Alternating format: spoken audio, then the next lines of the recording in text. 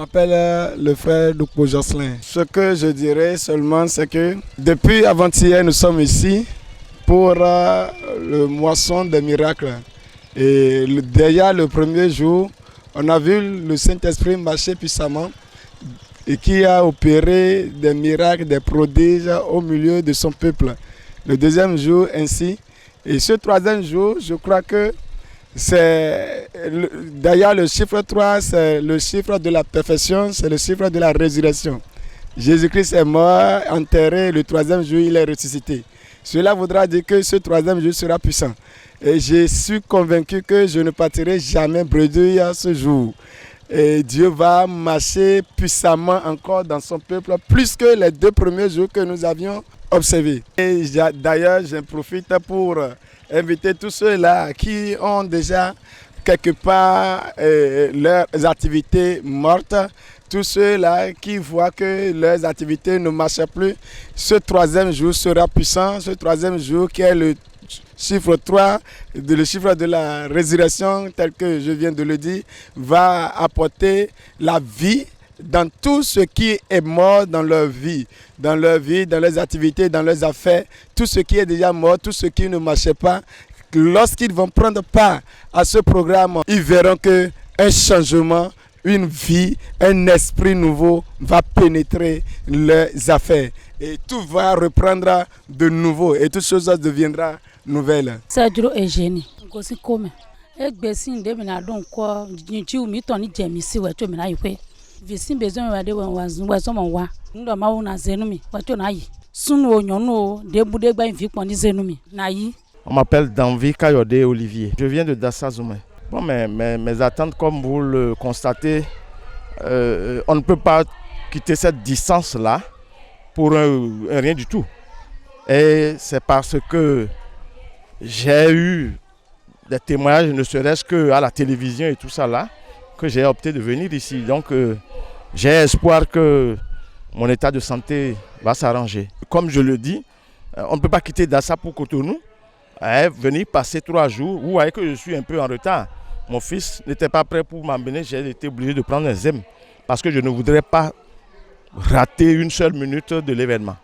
Donc j'ai espoir que ma santé va s'améliorer puisque j'ai vu des gens témoigner. Lorsque on dit qu'on a besoin de miracles et lorsqu'on dit je sais qui je suis, forcément il y a quelque chose qui va suivre. Et moi, je voudrais déjà commencer par fêter pour dire que je voudrais témoigner comme les autres. Je voudrais absolument témoigner. Et pour témoigner, il faut avoir reçu le miracle. Donc je crois que l'aboutissement au 3e jour, c'est l'apothéose. Je m'appelle Rayon de Saint-Brigitte. Moi, ce que j'espère pour cette soirée, moi, je veux que Dieu opère à travers des miracles. Que des grandes choses, que des grands miracles que je n'ai jamais vus se réalisent ce soir-ci. Moi, pour la première des choses, moi je veux le travail. Le travail, vraiment, j'ai la foi. J'ai vraiment la foi. Je suis Pauline. Badandion, Bigbomena wa Njao, Nde ma jekmo, Nde Gbata Masibloa, Ewe Gbomena Blodo Fig Badandi. Nous, Medo azon jeya, medo vibaya, medo ndende baya. E wafie gbeo ena monde bayadi oro Jesus sin come. Gbomena de khle do gbadanzi. Ndiu de si nou kwen do gbadanzi bo wa ma onsin nou konwe do que ma oni dio situation de mende, situation financière quoi. Bonu ajogban ti o ni yi nou kon.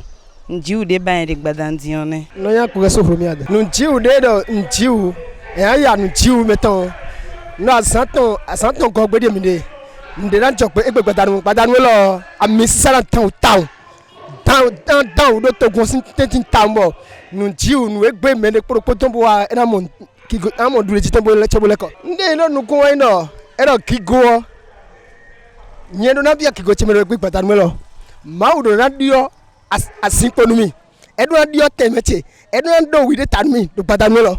Yo no in lo water via. Me o me la do nu kun jiule, ndahu le me o me la do nu kun. Nu jiu de ba le ro ma go bra do gbadanti lo.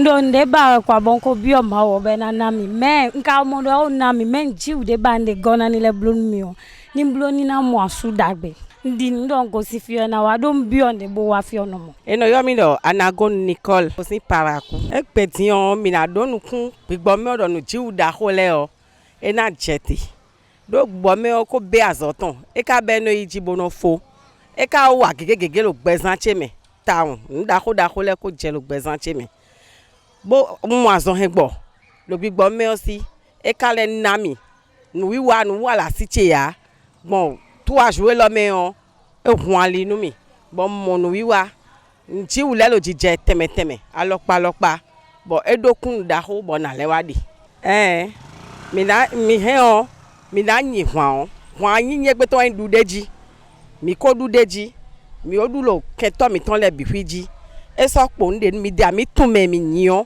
hun nde bu so po mi de le po de diyan dudeji o kedewe bo mi na de kun ko che no asu Virginie nu ji o gbigbo mi mo ye fobo nu ji wa lo po de bisi agun lo ji mi nu afo to te fie ni o tun lo je mi mo hun gan mi mo azon hen gbo do yin pe yin ko ikun ni de lo te po de vi o tanwe me mo mi de bo mo mi egbe o ina ka be o ne gbo ba le ayun pon bo wa tile bon ya mi sa de yin wa tun ji on ami sisa relu lo fine ngbo agun gege di monu ji u mo a bo gole su oyele ado je mi ale wasute podo hun le gan ne mo lo fi o e hu la sute gan ba sute lo gbanu mi dimbo eleyin hun yan kento lebo e lo pata ye kwa do yin pa sute po mi wusu kun dide we bonne male do nu ko ro jele po de vie po vie to ye elo ye voto me di tro so ben we die ndo nu kun abo ye le kun bo ye voto we aso wa nu ye dimbo nko wusu doku no lo te aso yen to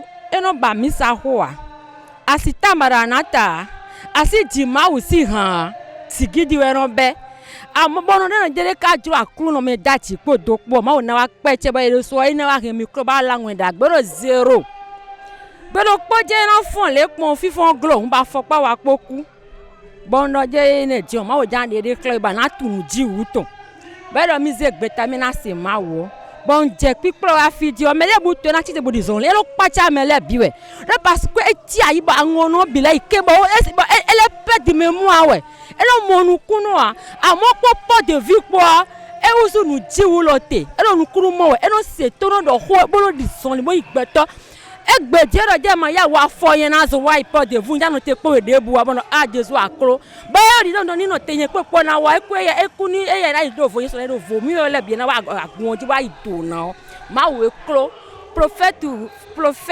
o Xavier amisisa do ji to e dagba bo e pinzi bo nu ayi se bo wa gun lo ji e pin alamonu e ba le bi ku enu do yo yen mo yen to bo yen ko kun de ofu when do yen to me di to lo o amisa dagbe da ibono ekun tele o bo ma misa lo yen ko wan dai to bo no yo na e ya kan wa bo ko ne no be o to alo ko ne no do afo tutu to e no tu bo no yin ka mo ko no ka mo jai ka ye no la misa na wa je ngo wa vida e do bo no fi ka bo no ka ye no le you have what you do popo nga mbo o teji gro bo ndo fi na wa ndo fomo tutu to go na wa npiri bo wa bo ndo fi na wa be la gbere bo na ala mi sa lo te na wa bo mi afi nga ma so wa gbo nu. OK, Jésus donne mi bodan dina 5 pere parce que et ouais une troisième jour Jésus quoi zana tongo gbe fon 5 ça veut dire que zan ton fon 5 si un ton e di déclare bodan dion e na chauffer pere azizon le na mason gbo mais do dai ba na mo do dai ma ko na ton po gbe pa chepo anglais le no goalkeeper e na dodo no dai yo e na dodo na profondeur e na yi tenti ton boy si ton bon nous ne do kula tele na kumbiton e na kumbiton. Voilà, chers amis téléspectateurs de Port TV, nous voici à la 3e journée du programme Moisson de Miracles. Ce qui va se passer ce soir, vous l'avez vu, vous l'avez senti, ça sent déjà, c'est assaisonné.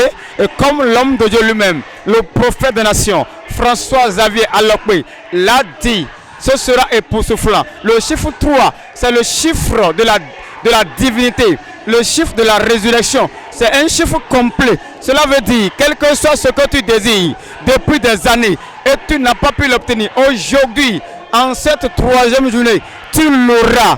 La semaine de miracles, la moisson de miracles, quelle que soit ta situation, tu moissonneras ton miracle aujourd'hui. C'est pourquoi, toi qui nous suis actuellement, assois-toi confortablement. Tu verras la main de Dieu dans ta vie. Shalom.